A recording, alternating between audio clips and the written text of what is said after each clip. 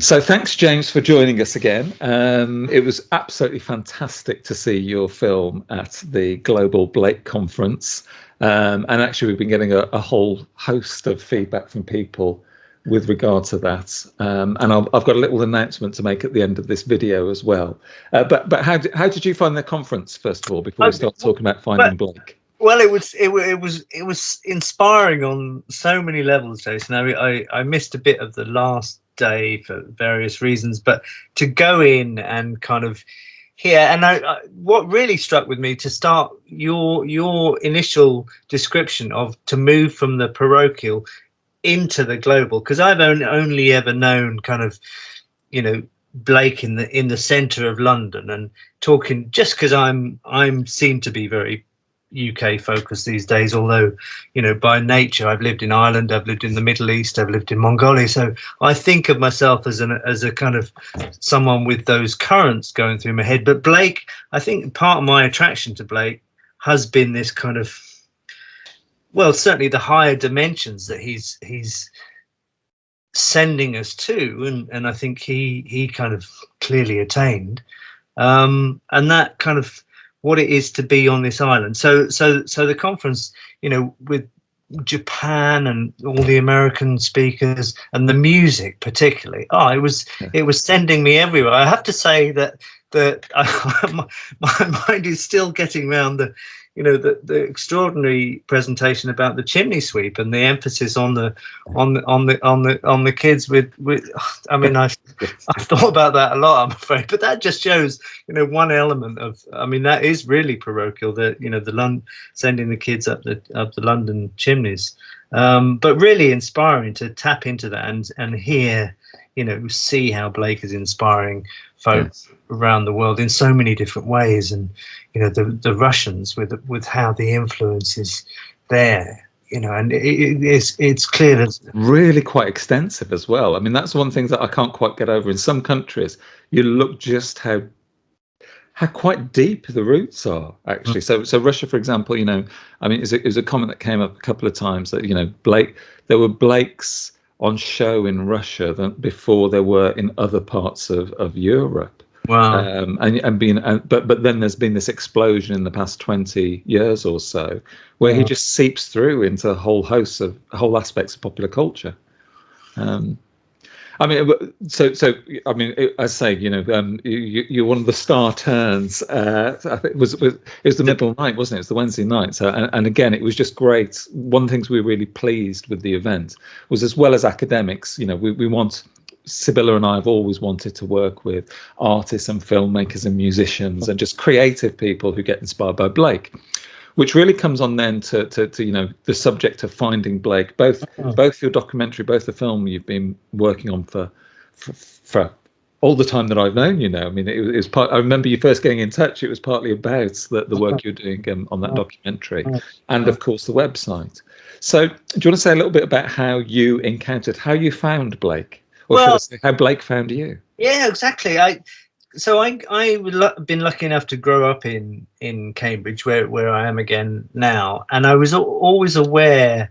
My mum was an artist and a potter, and I worked when I was 15, 16 at Kettle's Yard. I don't know if you know Kettle's Yard. I mean, there's no Blakes there, but it's an art house, and the Fitzwilliam Museum, very early connection with particularly the mummies in the Fitzwilliam, but somehow I knew of the Blake connection there. And they have, I think I mentioned that I'm sure you know that they have 2 or 3 on permanent display up on the upper gallery, although they're not so stunning. Can you remember off the top of your head which No, it's been, God, 10 years now since I've been to the Fitzwilliam, so I need to go again soon. Sure. Yeah. Well, there's an exhibition about the Step, which unfortunately finished last Sunday, which I didn't get. Anyway, by the by, and over the years, you know, my English literature stuff, I was always a kind of modernist, but there was always something lurking at the back of my head about Blake, and wanting to find the time and the space really to do it. And, you know, I've done film projects on John Clare, and because Clare was only an hour, Clare's place, Helpston, is only an hour up the road, and is now technically, because of boundary changes, is in North Cambridgeshire. So, as I said on the evening, it was an odd. So I can clearly remember that day because I was walking down Mill Road, and myself and a great cameraman I worked with, Johnny, we were going to interview the ex president of is it Tuvalu, and it's very significant because that was all about horrific torture, and he told some extraordinary. That project was in the Amnesty bookshop, and it was promoting the work of Amnesty, and it was quite horrific what he told us. But I was stopped in the street by friend Nick Duncan, who many of you'll know through the Blake Society. And Nick, I'd had a conversation with Nick before, and I'd known of his passion for Blake, and kind of it was always, I'd like to know more about this. It'd be nice to find. And he said, James, I've been wanting to see you for a while because we've got the go ahead to commission Leader Kindersley here in Cambridge to make this new stone for Blake. And I just kind of, all my neurons whizzed because I knew of Leader and David Kindersley. I'd interviewed David Kindersley for a piece I did years before on Eric Gill. So I knew of them, and their incredible workshop is just around the corner from here. And Leader and my mum knew each other a bit, so there was always that connection. And I'd always been fascinated by letters as a kid, and calligraphy and stone cutting, and it all kind of just came off together. And then I also remembered the other day that previous to that I'd been at some festival in the woods in Sussex that summer, and in the woods late at night round the fire, the guitars and the singing stopped, and in that moment's pause I just happened to say, does anyone know the words for Jerusalem, randomly? And we all did, 20, 30 of us at the top of our voices. And of course, now I'm clearer now of the distinction between that, Parry's Jerusalem and Blake's Jerusalem, but that sense of slightly tapping into that again. So it all kind of coalesced in that, and kind of Nick said that, and then a week later I found myself at Leaders with Nick, and it all just in the beautiful way that some projects do sometimes just kind of roll. That just started rolling, and then it's literally been. It was a 3-year journey, and it's clearly not finished for me. It feels as though maybe the film is there in its as a product, but I don't know that these products ever. I could keep editing it and adding new bits and interviewing wonderful, Blakey yourself, until my dying day, and I happily would, and hopefully it will always be a part of, and very inspiring as the conference. So much. I look forward to sitting over the rest of this year and looking at the things that I missed, and picking up on some of the newer stuff at the conference there, and what may come of that as well. Yes, thank you. I think it's probably now, so if we take a break, and actually, so this is the promotional, the excerpt from your film Finding Blake. So I just want to share that with viewers, and we'll watch that now, and then come back to discuss some of the themes and the motifs that crop through the movie. Great.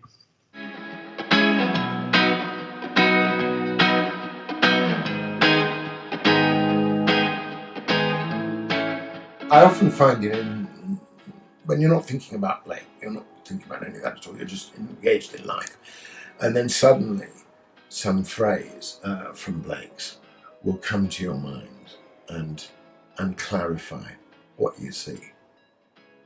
To make Blake, i.e. William Blake, the person, all that, a subject, is like making a window opaque. Blake doesn't want you to talk about Blake or write about Blake. He wants his poetry to cleanse the doors of your perception so you can see the whole world in a new way.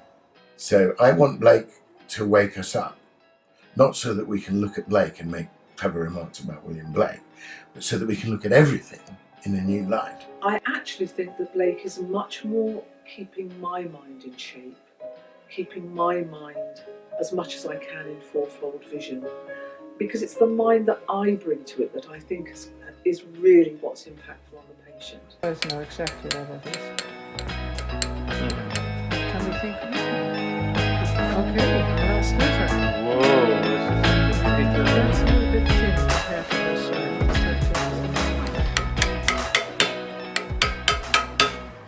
The green and pleasant land that Blake spoke about lives inside human beings. It's the conversation between a possible template of happiness inside them and an expression of that in the outer world. This is the invitation he was making both in his time and that he still makes to us now, is get out from beyond yourself. Get out beyond yourself. Get out from your narrow human aims at times in order to broaden the horizon of your understanding. It's a movement of spiritual enlightenment too, one gets with Blake's help. He brings you close to God, he brings you close to Christ, he brings you close to the word of spirituality. He reminds you of the social injustices around us and our duty to do something to improve everybody's life.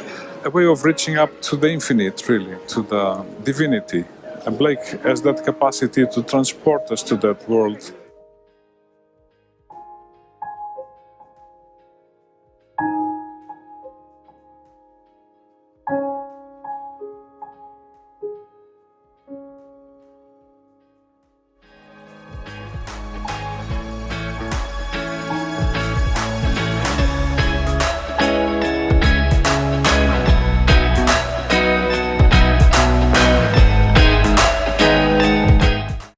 So the film itself, I mean, you gave us a specially edited version for the evening, because what's the running time again for the whole the complete version? The whole piece is a 90-minute thing. I had wanted to make a full feature documentary, Yeah. so the chunk that I took out for the conference screening is more of my personal journey told in kind of vignettes. But the reason it was quite easy to take out, and I'd been thinking about it for a while, because I finished the film bang on lockdown. I had a small screening at Leaders as a thank you to her and some of the local funders and supporters of it, and a test screening. And then with kind of feedback, I was going away to do some more edit, and then lockdown happened, and it was the perfect time to edit. But of course, I started doing other things. So this chunk, I think it needs to be woven through and more directly related.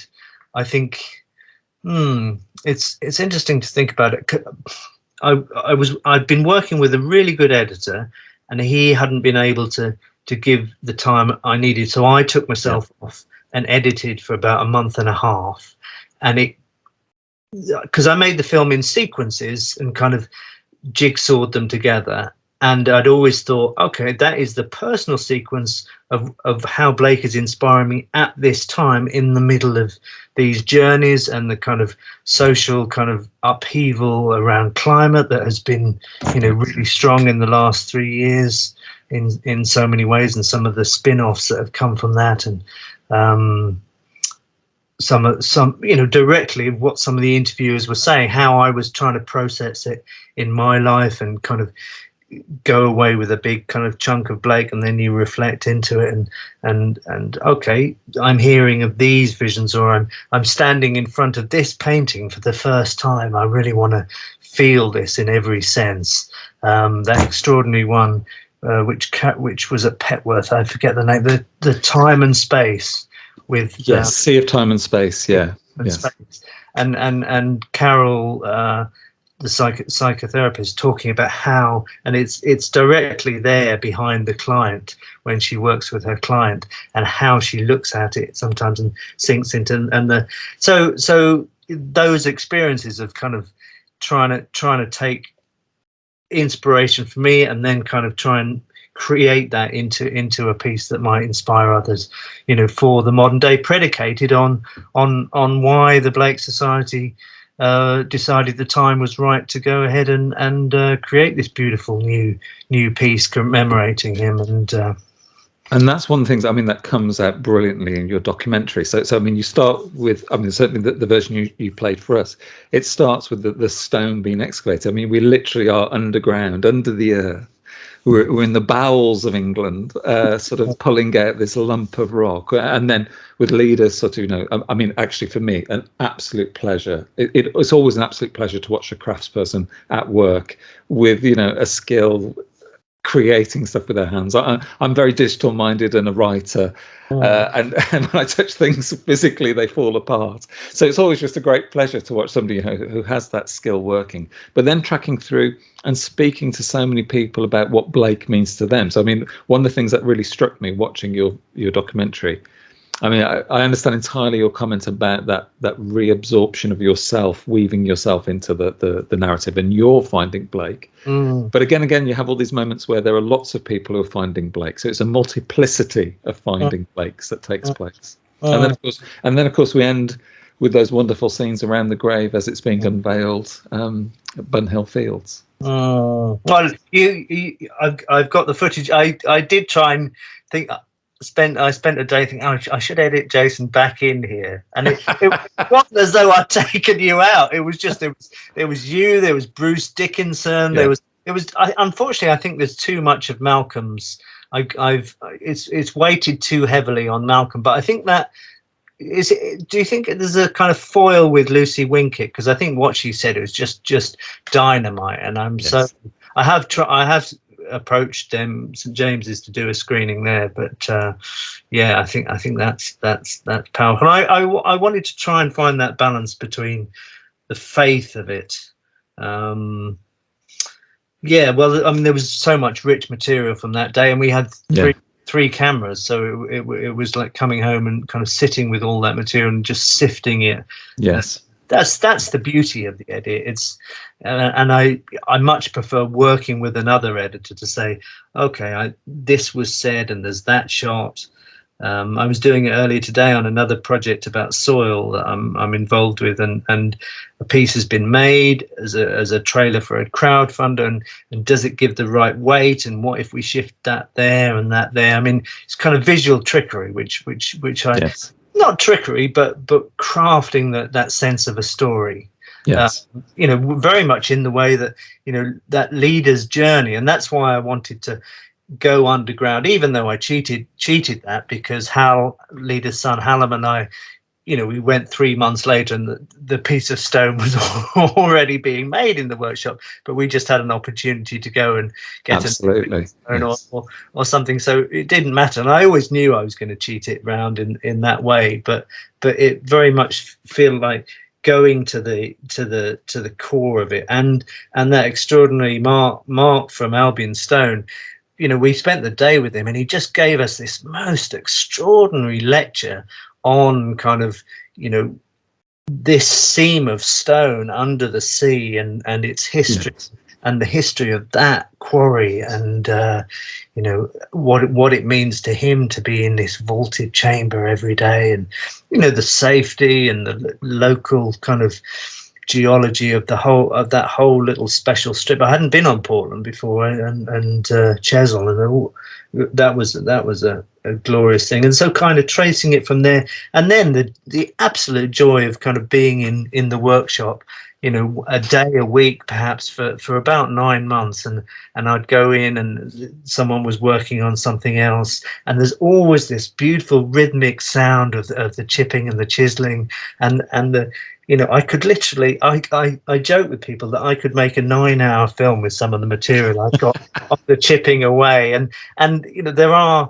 a GoPro was set up to do time lapse of leaders sketching it out, and there's like 3 days of it, because she sketched it all out, rubbed it out, came back to it, looked at it in a different way. I mean, she's just an absolute master, and it's extraordinary. You know, I go around for tea sometimes and hear what they're up to now, and we kind of, you know, smile about that time, and interest, and the whole process. I mean, she taught me a lot about craft, but living and, you know, running a workshop, and the whole process of being a craftsperson in this day and age.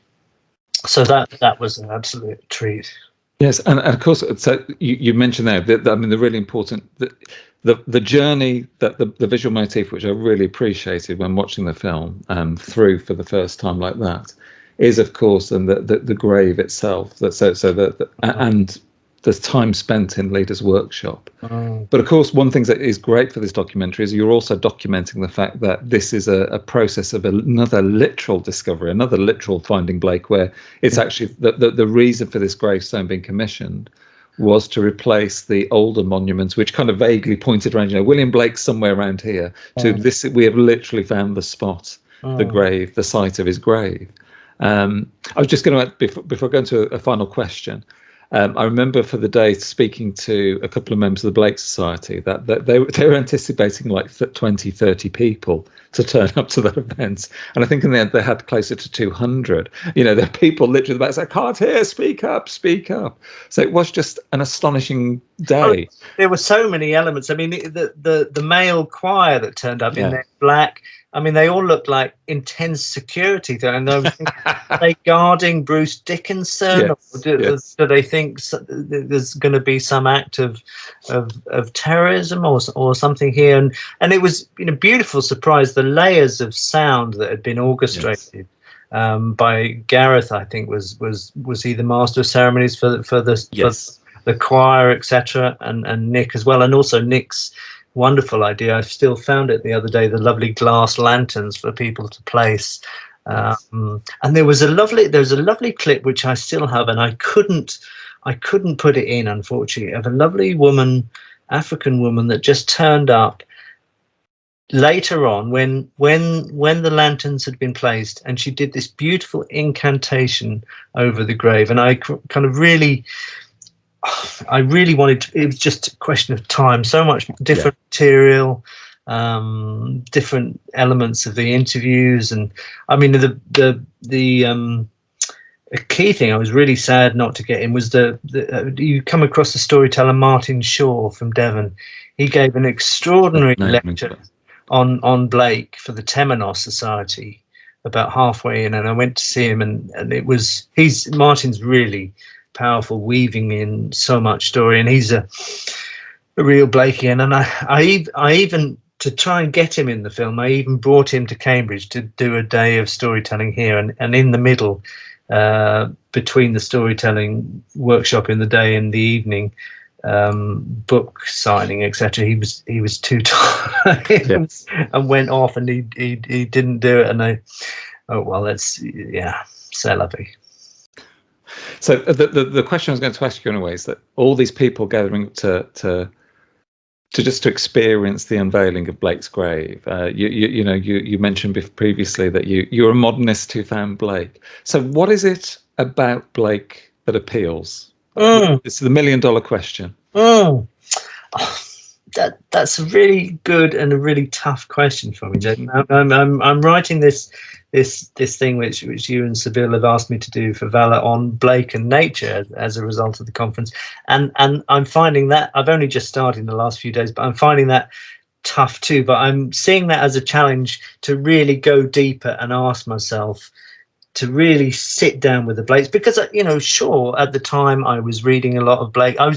The way I often go into a project like this is read about the person's life. I want to hear about the person's life from many angles and physically meet that dead artist. And I keep saying no more dead artists, only work with living poets from now on, and that's never the case. I'd love to do a film about Yeats with Daniel Day-Lewis. That is my dream project, which if I can coax him out of retirement. Anyway, that's by the by. So it's definitely that kind of sense, as I've forgotten his name in the film, who the finder of the exact coordinates says it's a moment of spiritual enlightenment. There's that sense of uplifting. There's some tangible, intangible of holiness in Blake that and I'm trying to relate this now to his life then and now, in terms of, as we were talking earlier about him being in the metropolis and aware of the Industrial Revolution, and now we're come out the other side of that, and now we're finally seeing the consequences. So every poet, and we've just been through Burns night, and I always, as a half Scot, wherever I am in the world, I try and celebrate that with a night of good whiskey and haggis. But to sit down at a table with people unpicking just a couple of poems, and not necessarily the standard one, but what was he saying here? What was he pinpointing? What is it that he felt we need to know now, we needed to know then, we need to go forward within the future? And that's to find Blake, perhaps to find ourselves. I always, when people hear about the film, say, "Oh, did you find Blake?" I say, "Well, you have to see the film, see that." and I genuinely don't think I do. You're the quintessential scholar, and that's what excites me. That there are so many of us, and the conference proved that Blake, has got around the world and is inspiring so many people, and so that is just the best thing, and hearing how he's inspiring so many people, gives me inspiration that there is beautiful material to be inspired by. And a documentary is a small thing. It's pointing cameras at a story, creating that story. And I was very clear that every expert or scholar or poet that we met, we would ask them the same three questions. What does Blake mean to you? How did you come to Blake? And what does Blake represent? And they could go wherever they like with that. And we had hours of discussion, and that was really inspiring. But I kind of did that as an easy tool for us to edit it down, knowing that the answers to those questions, so that they would weave together. And to a large extent, I'm governed and inspired by those answers, by those individuals. As I say, given time, I would really sit down with a lot more people, and I could see that journey weaving in many ways, overseas and all around the world, with the wonderful scholars that you brought to Global Blake. But that's an inspirer. Blake is an inspirer for I that's what I found, that the books are here, the books by him, the books by others, the glorious images, but there's something intangible perhaps in the atmosphere around Blake, and I think we all know that we can be uplifted, and there's inspiration there. I don't think that's a very good answer, but no, that's a great answer. Thank you very much. I think actually just that intangible holiness of Blake and being inspired by that is precisely what I felt watching your film. So thank you very, very much. Thank you for sharing the film with all the conference goers, and also for speaking to me again about it. So my pleasure. Thank you. And again, just to remind everybody, we're including the link. It's on the site. So for Finding Blake, where you can also track yours and other people's journeys into the lives of William Blake.